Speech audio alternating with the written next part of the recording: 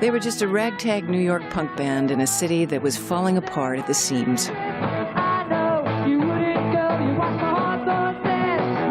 Just one of many bands trying to break out from the niche punk scene into the pop mainstream. We were considered clowns in the beginning. We were critically lambasted.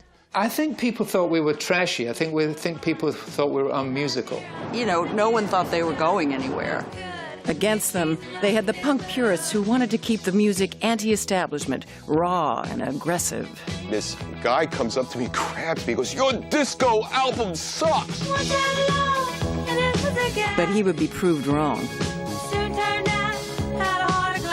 Their breakthrough album would sell 20 million copies, because what they did have was music in their blood, a unique sound, and steely determination to make something beautiful in a tough city. Blondie would prove that they were more than a garage band with a pretty singer. Debbie was just one of the most beautiful girls I've ever seen. Was, is, and always will be.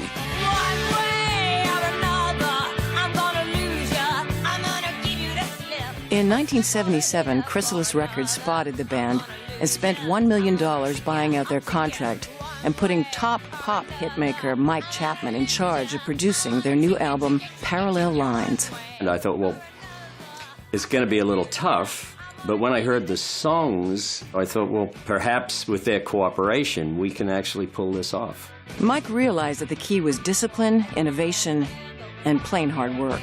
Blondie, it seems, were at a point where they had to either give up or they had to go all the way for this sort of pop perfection that they'd always really aspired to.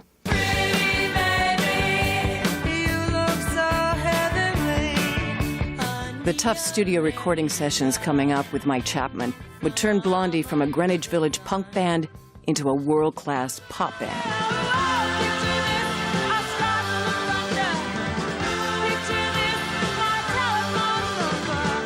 We were all on a high as far as realizing something really great was happening. It brought together 6 stubborn people.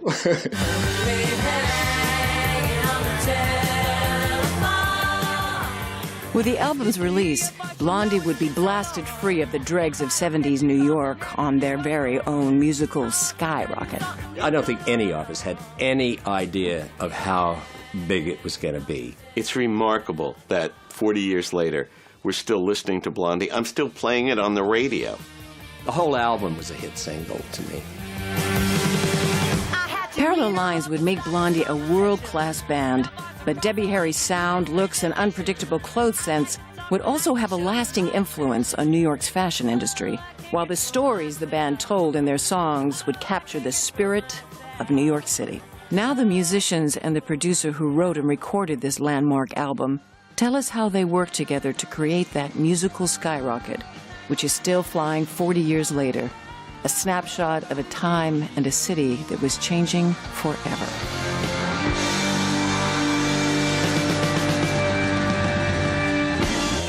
New York in the 70s was a city going through tough times. The overriding problem was to save the city of New York from going into bankruptcy. It was pretty dangerous. It was pretty common to get mugged, especially over on the east side. It was pretty hard to find jobs. There are a lot of single occupancy hotels that you could sleep for $5 a night, and so transient people and a lot of drunks and things like that. The band thought of themselves as New Yorkers from an early age. Jimmy Destry was brought up in Brooklyn. Do you ever see those Discovery Channel shows with, the deep ocean vents, and there's all kinds of life living in impossible conditions? That's basically what downtown New York was. Guitarist Chris Stein also grew up in Brooklyn. There was the big be-in in Central Park in the summer of '67 that was very impressive and a great event. I remember as part of my chemical history, Fellow guitarist Frank Infante's early memories of the city are still vivid today. I remember going through the Holland Tunnel with my parents in the car, And it always was that real Gotham-y kind of vibe, gritty kind of tunnel, dirty. And it was like, man, where are we going to? Going to hell here or something, But it was cool. Drummer Clem Burke and vocalist Debbie Harry, both from New Jersey, discovered the West Village in their teens. I think my favorite thing was to walk around the West Village and look at, all the little crafts shops and, just sort of try to catch the vibe. It was a place we used to go to look at the hippies in Greenwich Village. Kind of walk around and look for freaky-looking people, I guess. I guess it was the forbidden fruit, in a way, full of naughty things. Even English newcomer bassist Nigel Harrison soon fell into the city's wayward spell. I love New York. I think if I left New York, I would decompose. I'd turn to dust. Since becoming an item in 1973, Debbie and Chris had shared one ambition. Just to run away and be an artist of some sort. In the 1970s, many artists were coming to live in the city's abandoned factories and crowd the East Village sidewalks. Musicians, filmmakers, photographers, and fashion designers. New clubs were offering some raw alternative sounds, and films conceived and shot far from Hollywood, such as Saturday Night Fever, Taxi Driver, The French Connection, and Serpico, were telling true and often harsh New York stories. Indeed, one of the first songs to be recorded had a feeling of menace and impending violence. It was based on Debbie's experience with a boyfriend who had stalked her. Track 2, One Way or Another. One way or another, I'm gonna find you. I'm gonna get you one way. This was just a boyfriend, and it just, I sort of liked the way that phrase kept coming up, one way or another, one way or another. Nigel played me the track in Japan. I used to make a lot of little demos. I had a fantastic little machine I bought in Japan. Just the thing that went...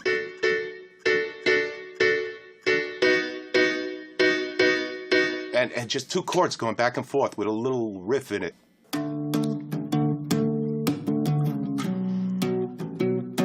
I took that, with a beat thing, and I had some crazy guitar on it. I said, I like this.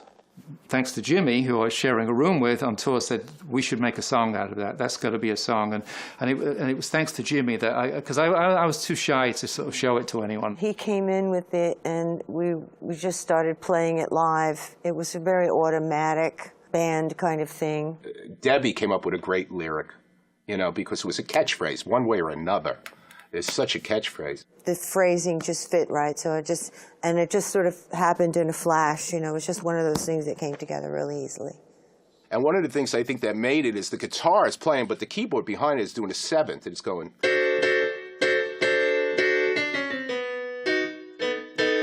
And it just gives it that edge, Yeah, that's one of my favorites. Frank did a great job on that.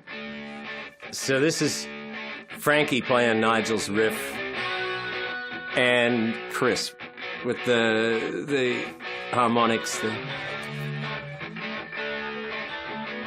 And you can hear, those are Chris's lines. A little out of whack. It has this sort of odd country hillbilly thing going on underneath it all.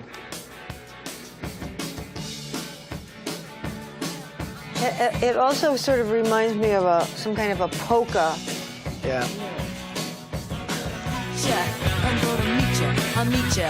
I will drive past your house. The best part of this was when Debbie spat out those words. And then to see her out there with the sort of facial contortions. I mean, she really went for this track. One way or another, I'm gonna find you. I'm gonna get you one way or another. I'm gonna win you.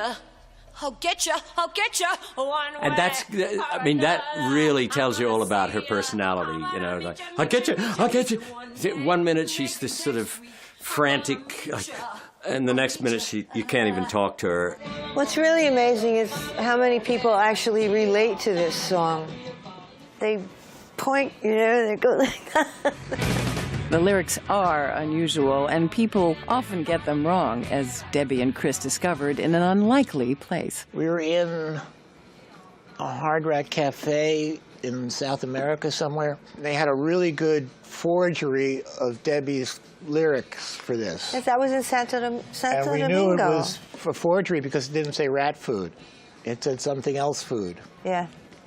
And, you know, that the phrase rat food is in here somewhere. I walk down the mall, stand over by the wall where I think she wrote these words on the spot. These weren't written yet, she said.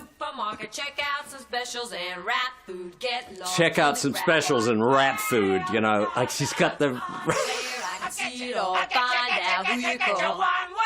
Even today, Debbie is not sure she gave her performance quite enough menace. Not menacing enough. I'm gonna get you one way. I should be clamped in irons for this. Meet you one day, and maybe next week I'm gonna meet you. All right, that's enough. The band had first gotten together 3 years earlier at CBGB's, a rundown venue on the Bowery, which became the headquarters of the New York punk and new wave scene. Up-and-comers Blondie had some tough competition. Other CBGB regulars included Talking Heads, the Ramones, the Patti Smith Group, Johnny Thunders, and television. The interesting thing about going to CBGBs, and I don't think that an 18, 19-year-old will have any sort of parallel to it now, and I think the only parallel would be like the people who went to the Cavern Club in the late 50s, early 60s. You didn't go to see the Beatles. You went to the Cavern Club. We were not the, the darlings of the scene. You know, we were sort of the struggling outer edges of it. We weren't fully formed when we first got on the stage there, and it took us a while. I think people thought we were trashy. I think people thought we were unmusical.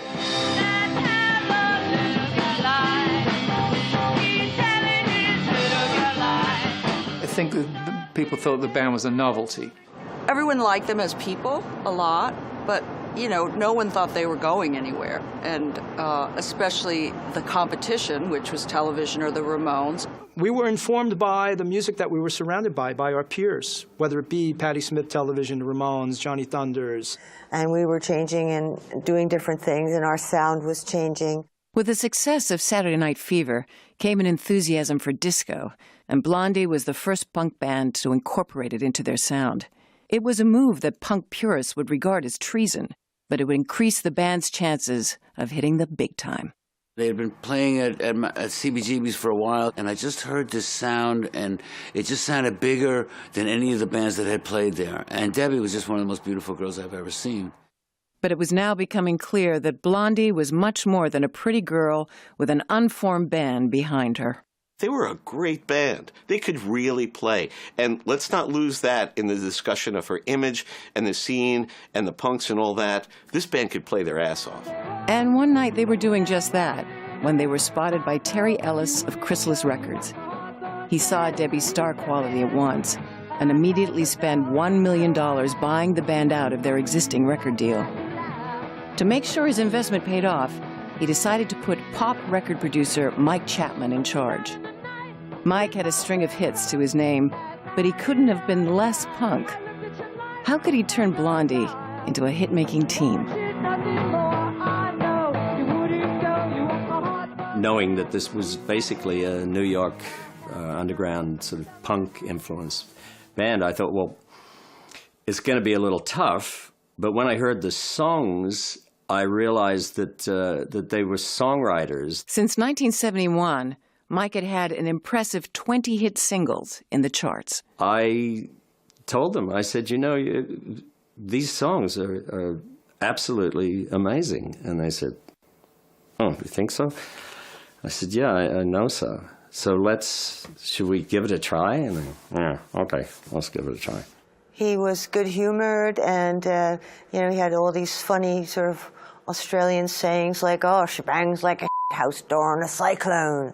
And, it was like working with Billy the Kid or something, Yeah, he was funny and or a pirate or and something. cute, he was wily and good spirit, Mike would go on to record 3 other albums with the band, although during the Parallel Lines session, his technique of building a hit bar by bar would be at odds with the band's usual technique. On their previous 2 albums, they had recorded a song a few times and then chosen the best take. Later, tempers would fray, but at the outset, it was all sweetness and light. Blondie's New York. Track 1, Hanging on the Telephone. I'm in the phone booth, it's a one across the hall. If you don't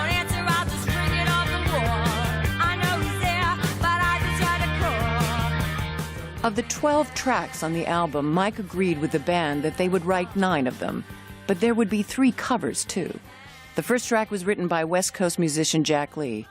Hustler Jack just couldn't believe his luck. We met Jack. Jack was gone, out of his mind. He was staying at the Y, you know, and he was pushing his songs to people, and he would come in and show us the song, and he would be so enthusiastic, and we'd have to go, Jack, calm down. We're going to do the song.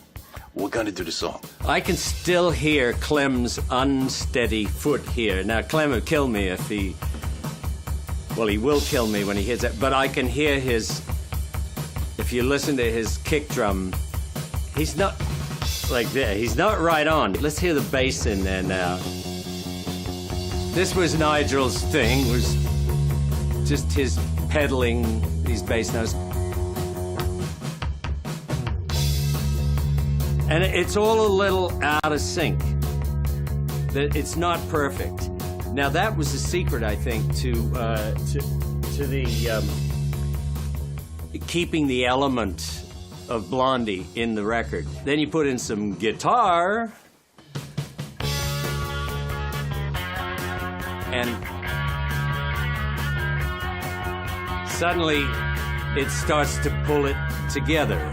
To me, the genius of Chapman is that this sounds so spontaneous, and it wasn't at all. After doing it for an hour and playing the same parts for 2 hours, it didn't feel very free-flowing at all. It was very mechanical and rigid feeling, and now when I hear it, it sounds so spontaneous and effortless, which is great. That's the way Mike was a genius. Mike would walk around in circles, and sometimes he'd have a stopwatch. And then he'd say, why is that ending so long? Why is the intro so long? Why does it take so long for the vocals to come in?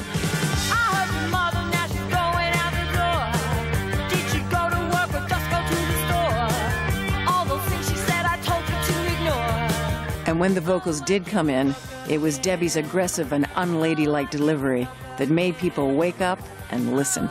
You have to really drive for some kind of forceful, emotional content. You know, because I mean, you can just actually just sing technically and just be a technical singer, and it'll be fine. But he was always saying, oh, you've got to put something in it, you know, put something in it. Emotional content. It's Bruce Lee. Emotional content. Thank you, Bruce. Yeah. If I don't get you cause and everything goes wrong, I want to tell you something you know all along. Don't leave me hanging out the tail. That's the emotional part. Mike wasn't happy with the way the end of the song sounded and added his own voice.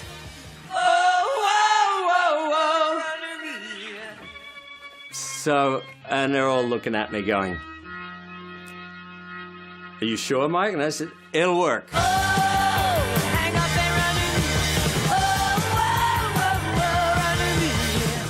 The song needed to come to a climax, so I said, let's, whoa. And suddenly it was like, that's it!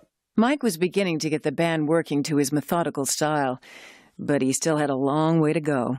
He was very hands-on in arrangements.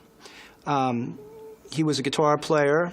He helped with the total creative process. He wasn't just in the control room ordering pizza. Mike would be completely do it over and over and over until it gets exactly right. So we'd be like, man, that wasn't that good enough? So it was more based on our musicianship, and Mike took it to a whole other level of meticulousness, where we were doing stuff over and over again to make it really precise and perfect.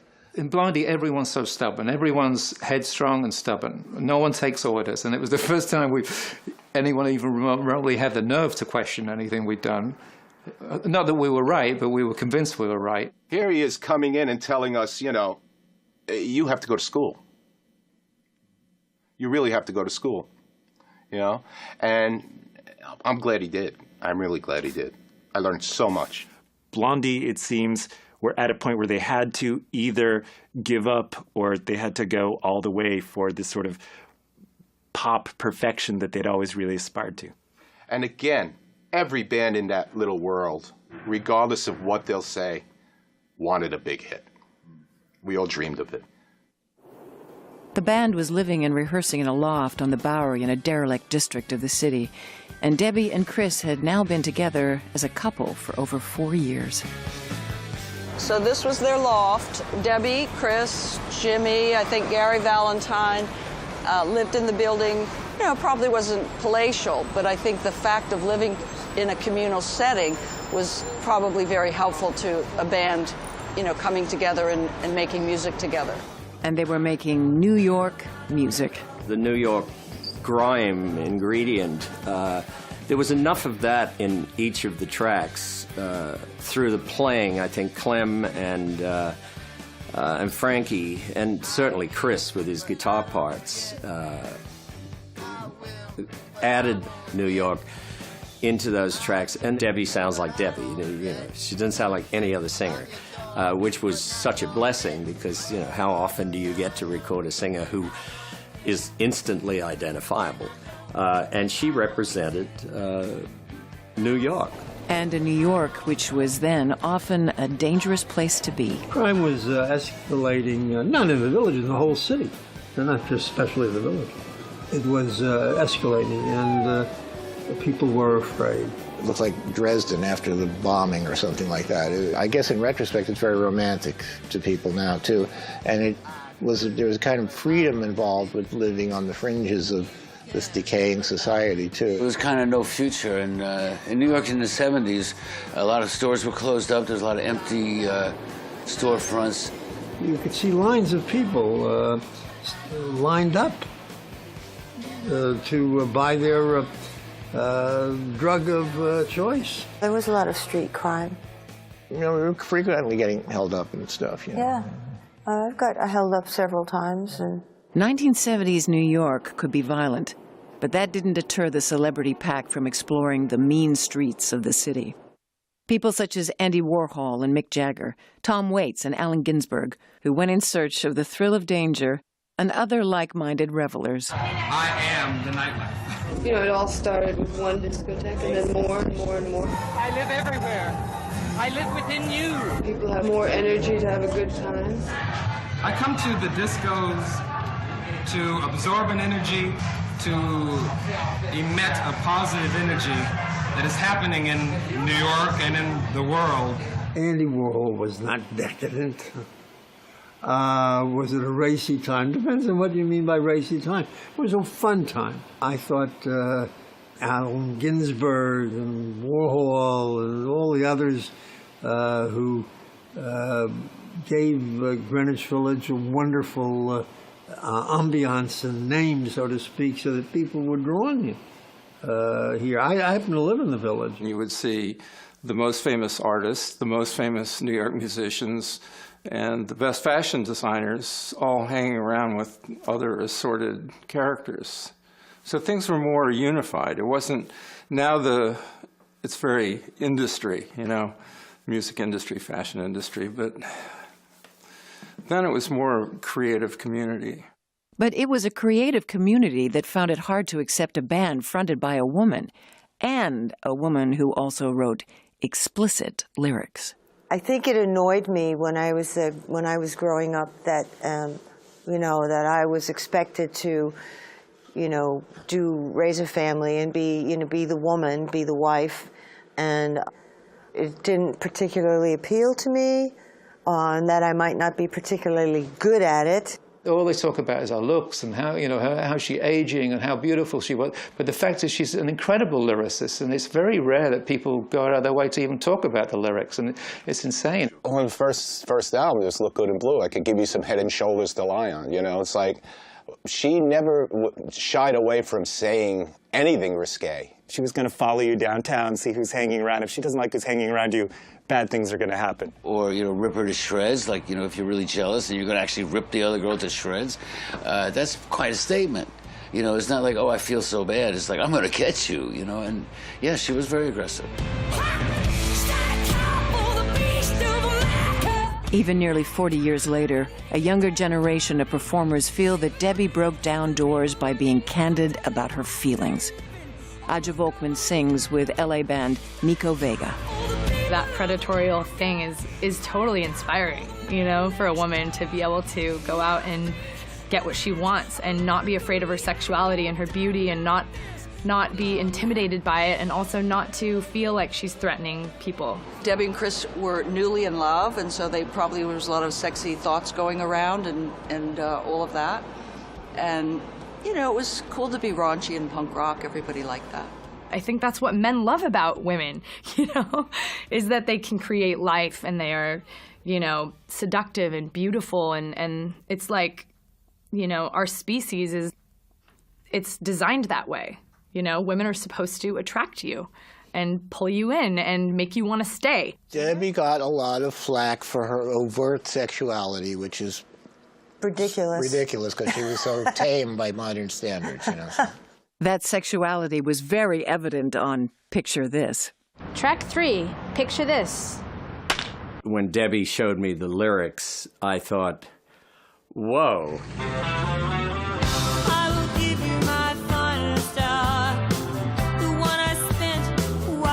Shower. I will give you my finest hour. Oh, yeah. This was something she'd obviously lived through, you know, that she was singing about an event in her life, and I guess she was watching Chris shower. I wouldn't have wanted to watch Chris shower, but obviously Debbie enjoyed it. Picture this, a day in December.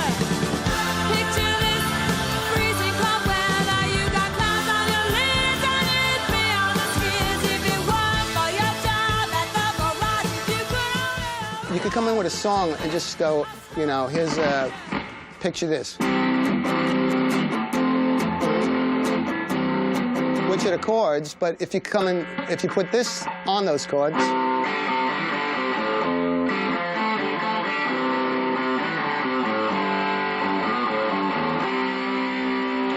it sounds different. It was Mike's experience as a guitarist that helped him get the very best out of the band's guitarists, Frank and Chris, however long it took.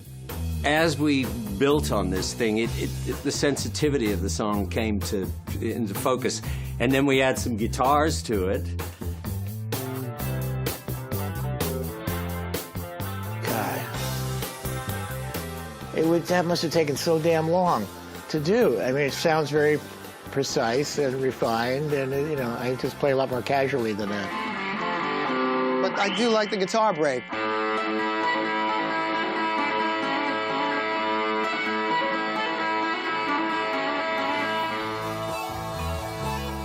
And this beautiful solo, like a waterfall effect here.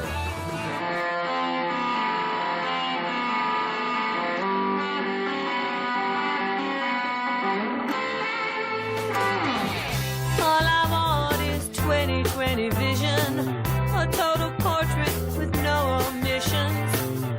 All I want is a vision of you. And then she's back to it. And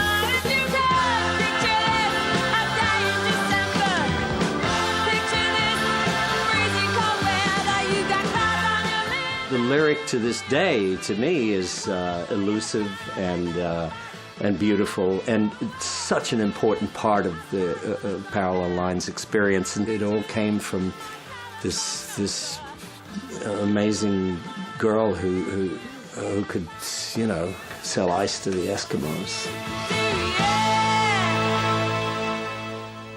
But now the band had to concentrate more on selling their new sound to a world audience who thought of them, if at all, as a punk band with attitude. But their then-manager had other ideas, as they discovered at a photo session. We had the concept of being in front of these black and white stripes. Nobody wanted to smile. It was punk rock. And then our erstwhile manager said, why don't you all take a picture smiling? So everybody took one shot smiling, and then he, you know, unbeknownst to us, used us on the cover. I just hated that posed album cover. It looked like it was designed by management and put together by marketing. It was just awful. I don't think you'll ever hear a boy complain about that album cover, except maybe the boys who were on the album cover. But part of it was that it presented the personality of the band in such an appealing way, because they're wearing their matching suits. It's very Beatlesque. And the idea of Debbie Harry in the middle of it, preening as if to say, yeah, look what I've got. Look at my harem around me. that was an image that pretty much everybody loved. It's an eye-catching record. It's a classic cover that can be a piece of, like an Andy Warhol piece of art by itself. It could be like a Campbell's soup can, you know? But it's parallel lines. As a result of her artistic and unpredictable, but always confident and individual style, Debbie was now fast becoming a fashion icon. Debbie's wearing a tiger dress, which she actually made herself. I think it's some kind of seat cover fabric that she found cheaply, and she made a dress out of it, which was very dramatic. Debbie just came walking across the street from me, towards me, and I took a couple of pictures, and she looks absolutely stunning. A lot of people really think it's one of their favorite pictures because she just looks so good, and she's kind of got this wet T-shirt on, which is very sexy. Photographer Roberta Bailey was also at Coney Island that day shooting with Debbie for one of the film-like cartoons the band made for Punk magazine, telling fantasy stories of life in New York City. That day, Debbie was cast as Beach Bunny in Mutant Monster Beach Party. She's sort of wearing these really ripped-off, cut-off jeans and I think a one-shoulder tank top. She had an idea of the character and the look. Debbie's punk style continues to inspire fashion designers nearly 40 years later. I think it's this badass attitude to everything. You know, everybody wants to make a statement, and I think it's an amazing feeling when you know that you're limitless. So that's what is so attractive in punk movement. I think punks were incredibly brave, heroic individuals who didn't really care what people thought about them. It was highlighting the idea of creativity, highlighting the idea of individuality, and also was very critical of the status quo. So it was both a political and an aesthetic movement. So many designers have been using it, reusing it all the time, like recycling punk in their collections. I hope that my dresses are talking for themselves about punk. The track Pretty Baby reflects Debbie's interest in movies, though it's not about her, but about another rising superstar of the day. Track 5, Pretty Baby.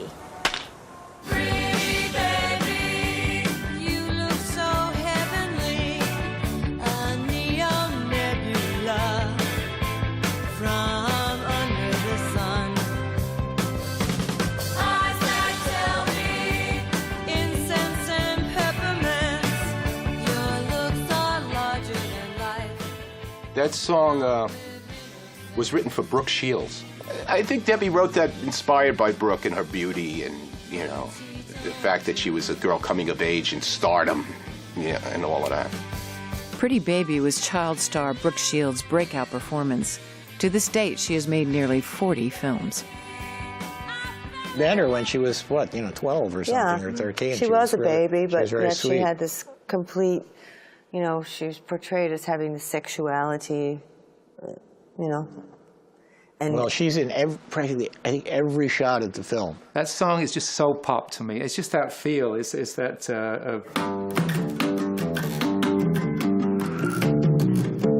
all that stuff, It's very ABBA.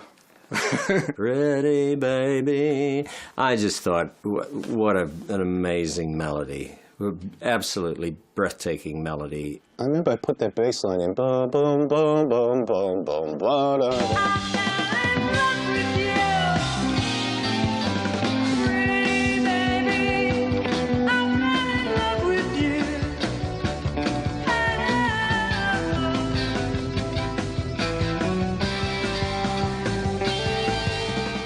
It's just so pop. I get goosebumps. I get chills.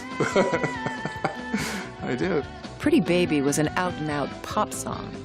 With Mike's help, the band had broken away from their punk roots, and in doing so, alienated many of their fans. But was the new album going to find a new audience? Parallel Lines was the most foolish album anybody ever made.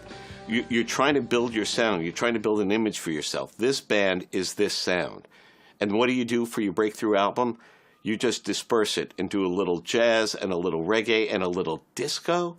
You added disco to it? Even though we were very diverse, there were certain threads that connected people up, And so Nigel was there with his, Brit pop sensibilities that Clem was very tuned to. I'm an English guy who grew up on the greatest bands in the world. Right after the Beatles came, the next day it was I got a guitar and a Beatle wig.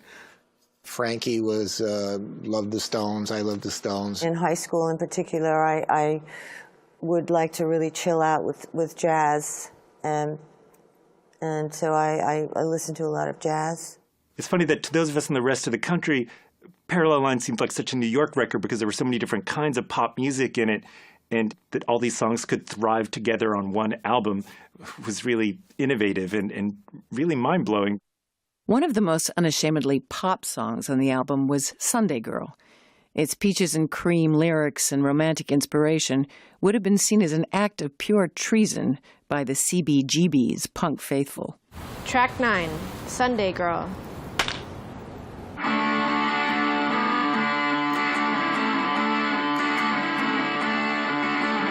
The Phil Spector Be My Baby is Hal Blaine riff is the beginning of Sunday Girl, which is like...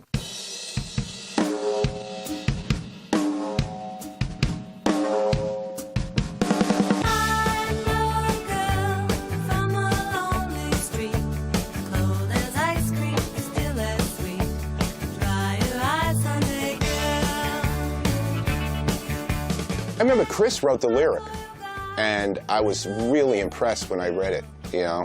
And Chris said, "Hey, Sandbride, what do you think of this?" I said, "Jesus, cold as ice cream, it's still as sweet. That's beautiful." Chris and his then-girlfriend Debbie maintained that the song is about their pet cat. About the cat, whose name was Sunday Man, and he ran away when we were on tour. And it was very tragic. And yeah, he was a nice cat. He was a great character. He was a funny little man. But keyboardist Jimmy Destry says it's really a love song, and not about a cat at all. It's not about the cat. It's not about the cat. That's a cool, brush off by them saying it. They wrote that to her. Chris wrote it to Debbie, of course, Yeah. It is really a beautiful song.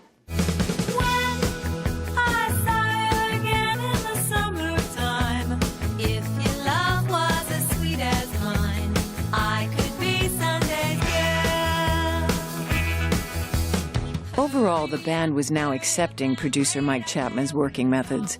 But when it came to the song 11:59, guitarist Nigel Harrison had had enough. Track 7, 11:59. It's 11:59 and I want to stay alive. Mike was suddenly, "Don't go up here, stay down there. Clem, don't do this. Watch it on that pod." There's all these instructions coming at us. And that to me was like an act of war, because it's like, this guy is nuts. Because by this time it's like take 22. And I had my meltdown and I said, "Oh, are you f***ing crazy?" And I lost it. But the rebellious Nigel was about to be won over. I do remember the turning point was when Mike sat us down and said, "Look, what we're doing here is we're making records. We're making records. We're not documenting a live performance." 11:59 was written by the band's keyboardist, Jimmy Destry. One of Jimmy's best songs, too. Jimmy had a particular style of writing. A lyric about alienation, I guess, looking back on my, little alienated bits of life. Hanging on a frequency, burning like a fire.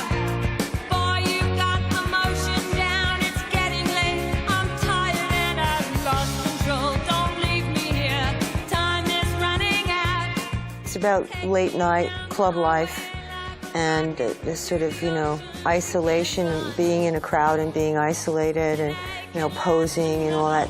Very, very New Yorkish. Today could be the end of me. It's 11:59 and I want to stay alive. I can even smell the air in New York at the time, I would taste the food we were eating and the drugs we were doing, By 1978, disco was on the rise with the Bee Gees' Saturday Night Fever dominating the charts, and the New York underground scene was shifting from punk to new wave. punk light. This is how New York sounded. You're frustrated because you've got to take the subway. It's crowded, it's dirty, it's dangerous. So that's got to come through your pen and your guitar. And that's what you hear in all this music. Everybody in Blondie was a real New York character, you know. I mean, Chris was somebody that you could imagine being like in Tin Pan Alley in 1939, you know. And the same with Debbie. She was like a broad cracking wise, you know. So, yeah, they were like real New York characters. And these New York characters were about to deal a game-changing blow to the punk versus disco battle. It was called Heart of Glass. We played him everything we got, and he said, anything more? And then, you know, I think Chris said, well, we have this old song, you know, that we don't use because we've never been able to really finish it the way we wanted it to be. And that was Heart of Glass. Bob Gruen had heard Blondie perform the fledgling hit at CBGB's the previous year. And I remember clearly having a feeling, this is bigger than this club. This is going to go out into theaters. It's going to go around the world. And I never had that feeling for anybody else then. It was now up to Mike to make this half-formed song into a hit. And he and Clem Burke were already thinking disco. Track 10, Heart of Glass.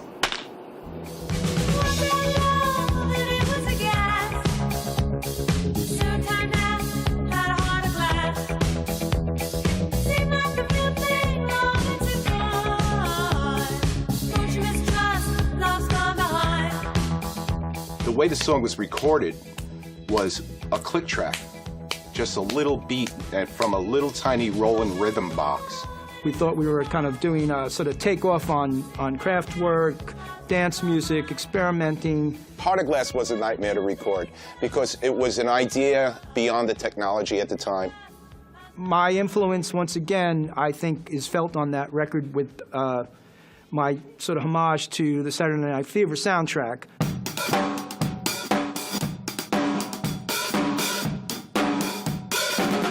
I started playing the disco dance beat from Night Fever, the Bee Gees record, which I loved. To help Clem lay down the drum tracks, Mike brought in a piece of then cutting-edge technology, a drum machine.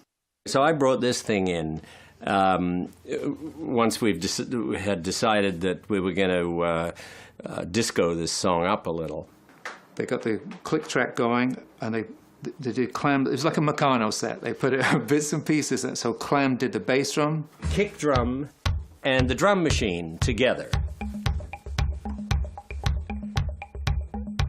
All the way through the track, then the snare drum, then the hi-hat. Then we built the whole thing up. Then we did the tom breaks, the tom-toms, all the different tom breaks. And then we added the cymbals. And it literally took days. Put the and this is where I had a major run-in with Nigel. He wasn't playing stiff enough. He wasn't like... That was the disco lick, the octave thing. And he said, I have to play that? And I said, well, you don't have to, but it would be nice if you don't mind. So after our run-in, he agreed to do it. And suddenly the whole thing was starting to feel good. So then we added some guitars.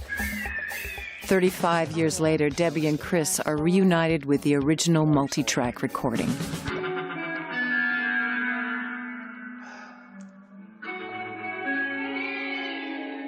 That's the space. This is probably, I know what that is.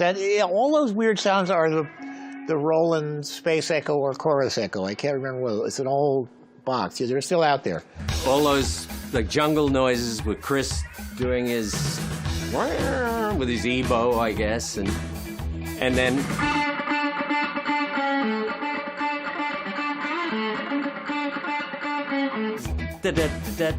now that was the hook in the song. Frank was insanely good on that song. Once they had the drums and guitars in place, Jimmy and Mike then had to make sure the keyboard tracks fit precisely, too. We didn't have MIDI in those days. So all of these keyboard parts, we had to do these in sections. Mike and I had to do on the 1, 2, 3, 4. And through the whole song. We were all fighting constantly, but I said, no, just keep going, guys, because we're getting there, we're getting there. So finally, we had all the track pieces in place, and we had this wonderful, let's hear it now with the drums in there, and suddenly, the guitar gave it the swing, the drums were sort of, there was a little bit of Keith Moon in there for Clem. And then all we needed was Debbie to come in and sing. And when Debbie put her voice on it, she sang it in that little sweet sing-song voice. And the whole thing just came together. I didn't realize that Debbie was actually going to sing this in this head voice. This, and there she is out there, like, lullabying to us. And I thought, wow, that's so cool. Because up to then, she'd probably been going, once out of love, you know, in full voice. I said, oh, that's great. This is beautiful. It's so dreamlike.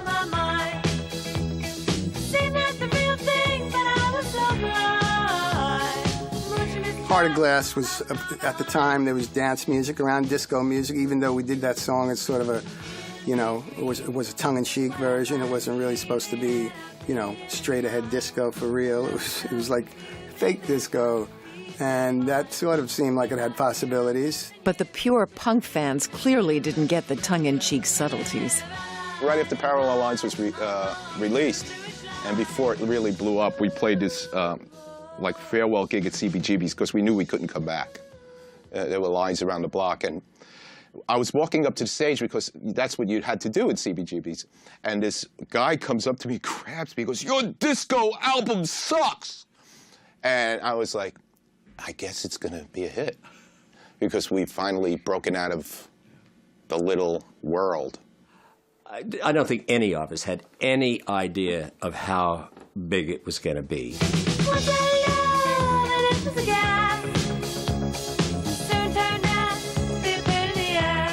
The album was released in 1978 and has to date sold around 20 million copies. Heart of Glass was #1 in 16 countries and became one of Rolling Stone's 500 greatest songs of all time. The band is still touring today and has recorded 7 more albums since Parallel Lines. Except for drummer Clem Burke, they all still live in New York City and still feel that city's energy. Just walking around, you know, I like that it's still here, the energy is still here. I mean, you know, the money thing it's a bit of a drag, you know. New York City went from don't go there to you can't afford it, like that, in a heartbeat. I think it was the early 80s when I realized that corporations were moving in. They were seeing something that, you know, they could make money from. There's still bits and pieces that some people just think are grimy, and I see as beauty, as a masterpiece. The streets are not the same. The streets are not full of colorful characters. You know, it's pretty, could be anywhere. One place where music can still be heard is, oddly enough, the original CBGB's on the Bowery, which is turned into a fashion outlet by the entrepreneur John Varvatos in 2008. There's a history here, and there was a history with this space that talked to people and it was a very important part of people's life. I'm not trying to recreate that by any means. I'm just trying to preserve it to some degree and keep that energy alive that's been here on the Bowery for many, many years. John keeps the music alive with regular concerts at the shop. Vintage Trouble is one of the bands that is played for him. There's something about the space and something about the history and something about those walls that speaks to them. And I can't put my hand on it, I can't get my arms around it, but I feel it every time. I have goosebumps every time we do a show here. Much of the Bowery neighborhood has been redeveloped and its spirit and passion tamed. But Parallel Lines remains to tell the story of a band held together by their love affair with the music and the city that inspired it.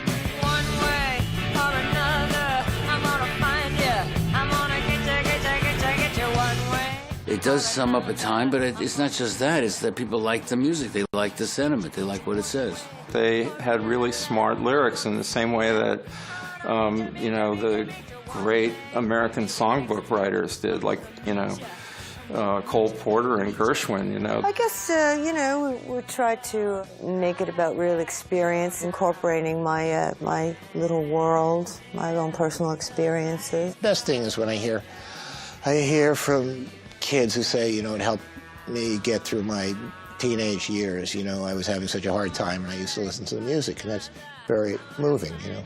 As a record producer, you got to say, well, thank God I had something to do with this, because opportunities like that don't come along every day.